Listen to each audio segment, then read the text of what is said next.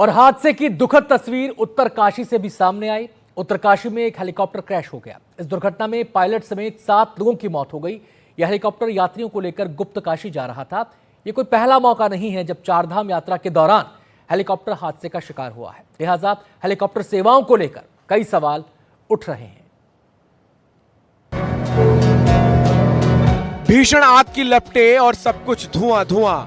जो उड़न खटोला आसमान में यात्रियों की यात्रा कराता है, आज वो जमीन पर है और गंभीर हादसे की दास्तान बयां कर रहा है। अहमदाबाद विमान हादसे के 72 घंटे बाद ही उत्तराखंड के केदारनाथ के पास ये गंभीर हादसा हो गया, जिसमें पायलट समेत 7 लोगों की दर्दनाक मौत हो गई। मरने वालों में एक 23 महीने का बच्चा भी शामिल है। हेलीकॉप्टर यात्रियों को लेकर केदारनाथ मंदिर से गुप्तकाशी की ओर जा रहा था।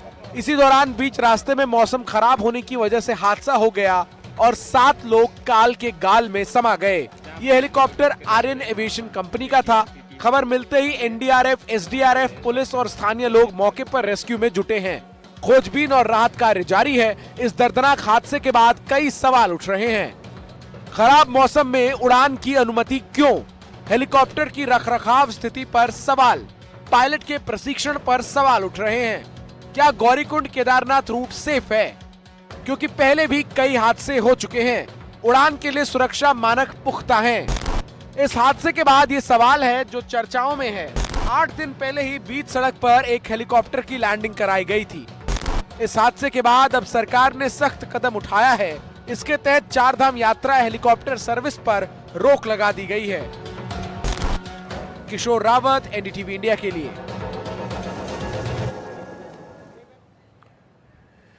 केदारनाथ धाम में यात्रा के दौरान हेलीकॉप्टर क्रैश की घटनाएं कोई नई बात नहीं है, लेकिन उसके बाद भी इन दुर्घटनाओं से सबक नहीं लिया गया है और यह स्थिति बेहद गंभीर है। अगर सिर्फ 2025 की हम बात करें तो अब तक 3 हेलीकॉप्टर हादसे सामने आ चुके हैं, जबकि ऐसे हादसों की जो फहरिस्त है ना, वो काफी लंबी है। अब साल दर साल, तारीख दर तारीख मैं आपको बारी बारी से बताऊंगा कब कब कैसे कैसे हादसा हुआ। तारीख है 15 जून 2025, यानी कि आज की तारीख।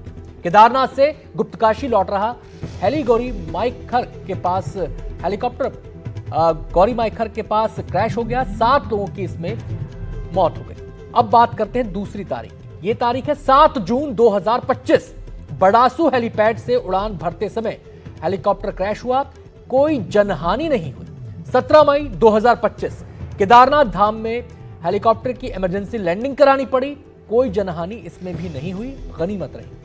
24 मई 2024 की अब यहां पर बात कर रहे हैं। हेलीपैड से 100 मीटर आगे हेलीकॉप्टर दुर्घटनाग्रस्त हो गया, सभी यात्री सुरक्षित रहे, गनीमत रही। 8 मई 2024 को उत्तरकाशी के गंगनानी क्षेत्र में हेलीकॉप्टर दुर्घटनाग्रस्त हुआ, 6 लोगों की यहां मौत हुई। अब आ जाइए अगली तारीख पर, और यह साल था 2023 और तारीख थी 23 अप्रैल। केदारनाथ हेलीपैड पर हेलीकॉप्टर के टेल रोटर की चपेट में आने से यूकाडा के वरिष्ठ वित्त नियंत्रक की मौत हो गई थी।